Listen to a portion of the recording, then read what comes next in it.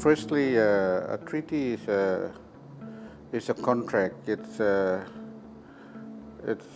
written contract committing both parties to enter into a binding relationship over common issues of concern.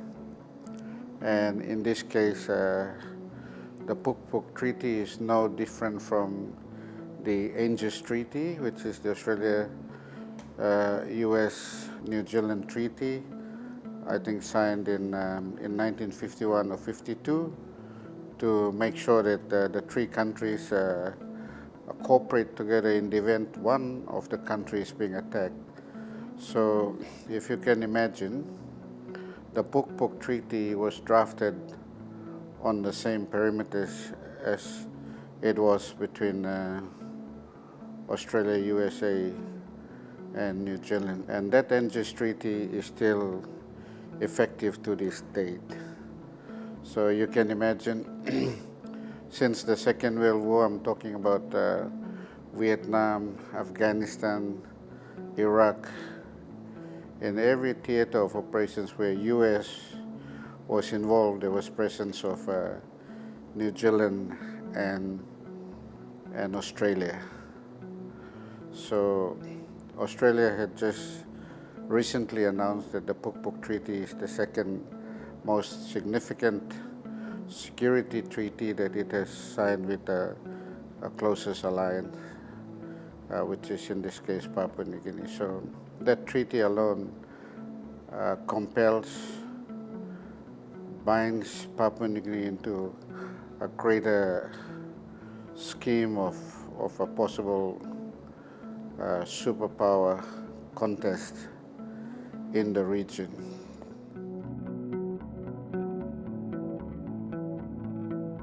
When you're looking at threat perception, you always determine who is the threat, what is the threat.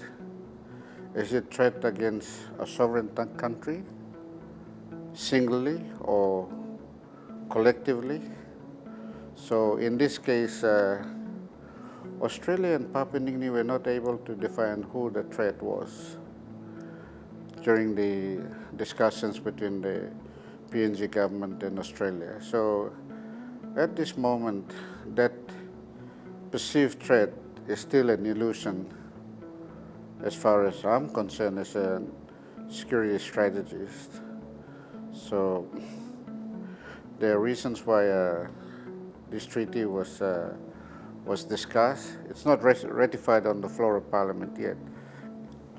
It's only signed, but that's the prelude to discussing on the floor of Parliament, because it implicates sovereignty and national constitutions, mainly in Section 202 and 206 of the Constitution. Now we got to remind our viewers and listeners to go back to 2018.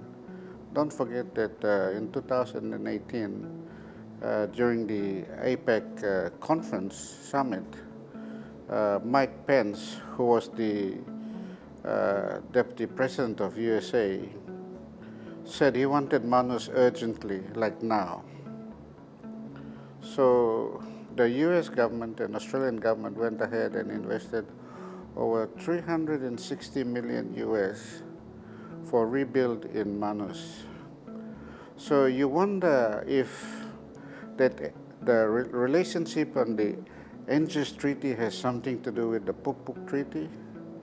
Why has two countries invested millions and millions in Manus when the nation is not even discussing about it? So is the Pukpuk Treaty part of the Australian defense cooperation with Papua New Guinea? I mean, this is only an issue that I need to highlight that needs to be verified by government of Marape and Albanese government in Australia. So I'm saying that the Pukpuk Treaty is not signed on the interest of both countries. It also takes into account the indigenous treaty. That's why in my earlier conversation I have to remind yourself and the listeners that there's a binding treaty called ANGES. And ANGES is based on the 3 countries, and now with the Pukpuk Treaty, if you see the construction of the Pukpuk Treaty is no different from the ANGES Treaty. So there's a lot of similarities between the 2023, I think it was in May, that the US government signed a defense cooperation agreement with PNG, and October this year, a communique, a treaty framework was signed between Australia and Papua New Guinea. I'm openly stating as former commander that we are victims of our own making, because only 0.38% GDP has been spent on national defense. Defense Force has been starved of critical fundings and political support to raise our bar so that we're not becoming dependent. See, at the moment, who gave us the Guardian-class patrol boats? Australia. It was gifted. It was not even paid by Papua New Guinean taxpayers. At the moment, if you go onto Lencron, you'll see all the patrol boats tied up because there's no fuel. You can't operate a navy like this and expect the Defense Force to carry out its constitutional obligation under Section 202, which is the protection of the defense and sovereignty of Papua New Guinea. So we don't even have an air capability. We cannot move troops by air because Papua New Guinea is geographically a very, very difficult country to travel, and air mobility is critical to put troops, foot soldiers I'm talking about, as a flat point when an incident happens, say along the Indonesian border, or when we have an incursion out in the high seas.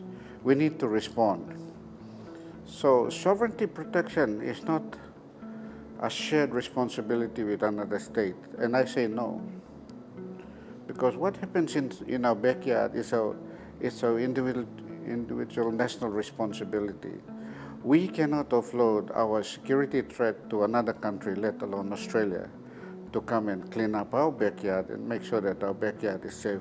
We got to raise the capabilities, raise the funds, take care of our own self before we ask for assistance. And at the moment, with 0.38% GDP invested in national security, it's so insignificant when you want to raise an army of a certain credibility that also offers what is called deterrent.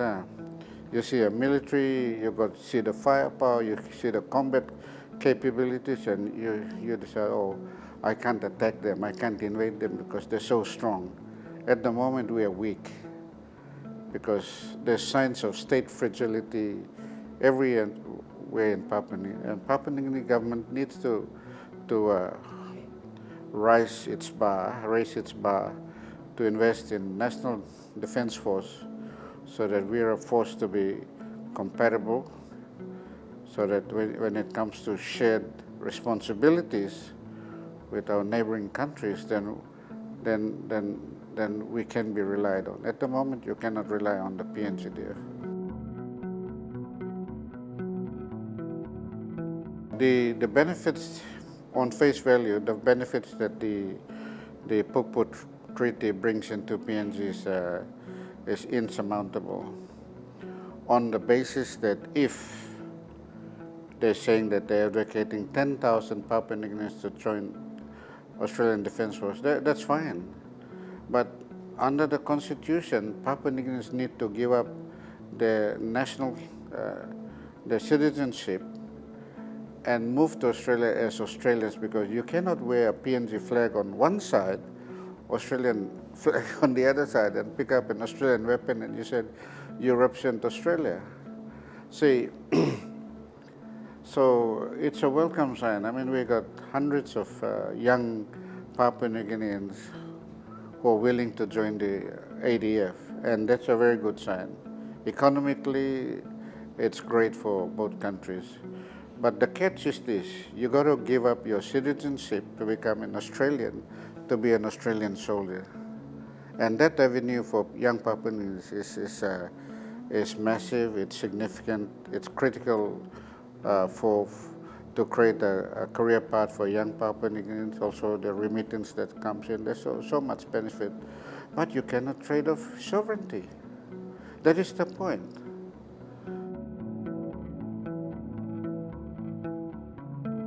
So in 1975, our government, the wisdom of late Grand Chief and many our politicians said, they declared that we're friends to all and enemy to none. That has never shifted. And I say that the superpower rivalry based on what the superpowers perceive as threat evolves around North Korea and China. They didn't even mention India, they didn't mention Indonesia. So it's all about the Chinese influence in the Pacific. Now, all will break loose, and mark my word, if China decides to invade Taiwan, then we have a big showdown, a possible declaration of Third World War in the Pacific. And this is where Australia will need Papua New Guinea and US to respond to that invasion. The Manus naval base offers that strategic gap. The closest naval presence in the Pacific is the 7th Fleet in Hawaii. The largest Pacific naval fleet is based in Hawaii, in the Pearl Harbor and Hickam Air Force Base. And therefore, to close in that strategic gap, Australia and US needed Manus critically. They need it like now. And guess what? Silently, they've gone ahead and developed the Lombrom Naval Base. In the next few years, Australia will get its first nuclear submarine. And it's now going to be a nuclear power in the Pacific to coincide with the US nuclear capabilities. So where are they going to operate from? From Sydney? From Sydney? Where? They're going to operate out from Manus.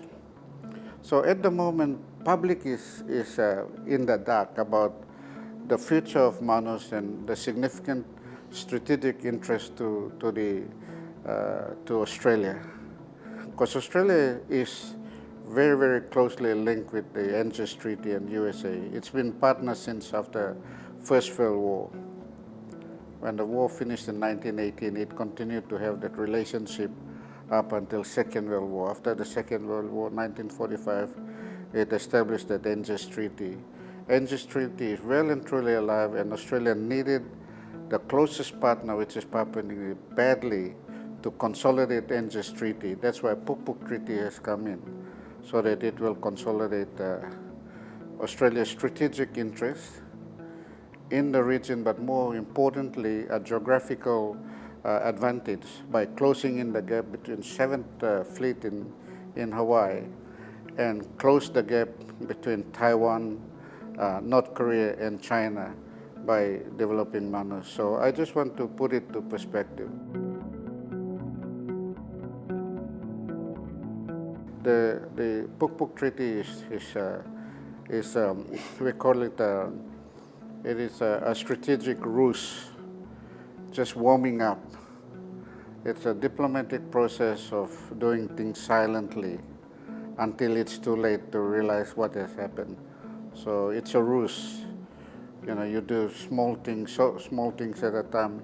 Eventually, when you realize the truth, then it's too late. So at the moment, many of our politicians, our leaders, take advantage of lack of public debate. That's why Papua New Guineans have not been consulted about the Pukpuk Treaty. Our parliamentarians have not even debated about it. So it can only be possible if it's debated on the floor of Parliament, if it's debated by the public. At the moment, there's absence of both. So it cannot be seen as an official treaty, because it's going to require certain changes in the Constitution, especially Section 202, which talks about the roles and responsibilities of the PNGDF, and Section 206 specifically talks about status of force agreement. Now, as far as Jerry Singirok, is concerned, there is nothing wrong with Section 202 and 206. Section 206 enables foreign forces to operate with us. So the moment we sign Pukpuk Treaty, we become a lesser player. It affects the command and control, interoperability. How do you share state secrets in Papua New Guinea? There'll be no more secrets. We may as well tell Australia everything that's happening in Papua New Guinea. So we've got ourselves into a very, very tricky situation, only because I believe that the PNG government is unable to invest in the PNGDF. Like I said, 0.3% of GDP is so insignificant. Many countries spend 1.5, 2.8 or 3% GDP on the national defense. And national defense for all countries is everything. It's about defense of their state, from the sea to the land to space. At the moment, as we speak, our resources have been exploited. Our logs, our marines have been shipped out of the country because we don't have the coverage. And whose responsibility is that? Is it Australia? Australia to come and say there's illegal logging taking place or there's illegal fishing? No, it is a national responsibility. Until this government or the next government knows how to invest in the PNG, they will be subservient to superpowers like Australia. And that's exactly what's happened. We have a lesser voice.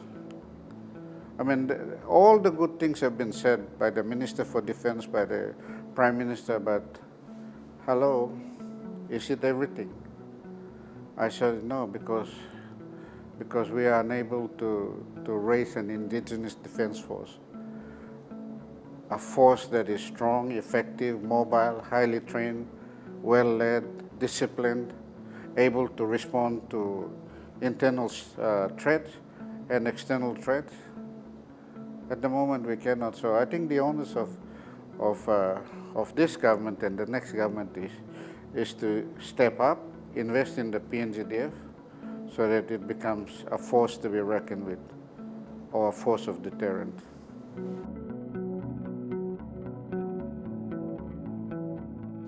In terms of having a longer-term relationship now, we have the most important relationship that we have is Australia, because it's our closest neighbor. Australia has invested more, not only in defense, but in many sectors in the government. So we value that relationship. The question that I have raised is that when it comes to the issue of violating a possible violation of our Constitution, breaching of Section 202 and 206 of the Constitution, that becomes a legal matter, because it bites straight into the heart of what makes us uniquely Papua New Guineans, not Australians. You cannot be both. And that's why I'm saying that to go and work and fight for the Australian government, their interests, Papua New Guineans, young Papua New Guineans, the door is open, because PNG government cannot offer you that job employment opportunities.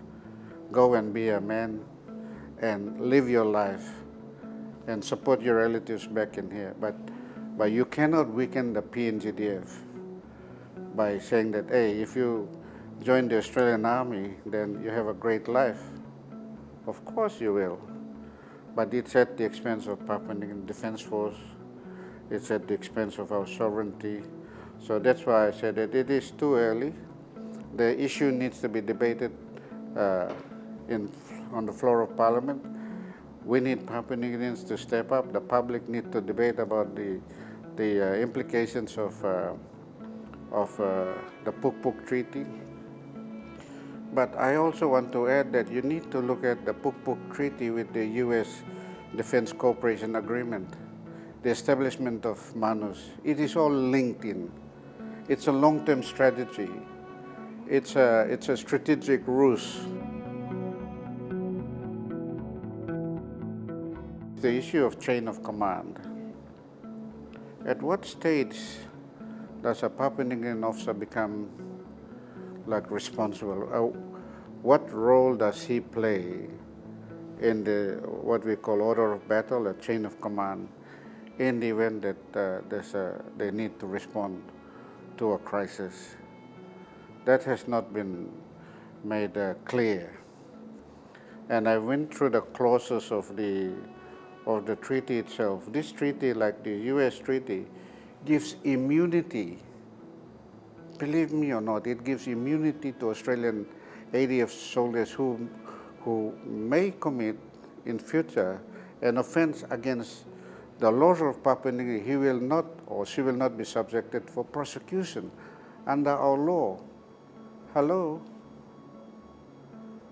I question such exemption being given to foreign forces. So that's why I'm saying that there's nothing wrong with Section 206 of the Constitution, which is status of force agreement. It's already binding. It commits another country to train with us, operate with us, but subjected to rules of that host country. It's in there. It's in black and white. Why do we have to circumvent? Why do we have to go out of the Constitution to come up with a treaty that makes us second fiddle to superpower contest and rivalry in the geopolitics of this era?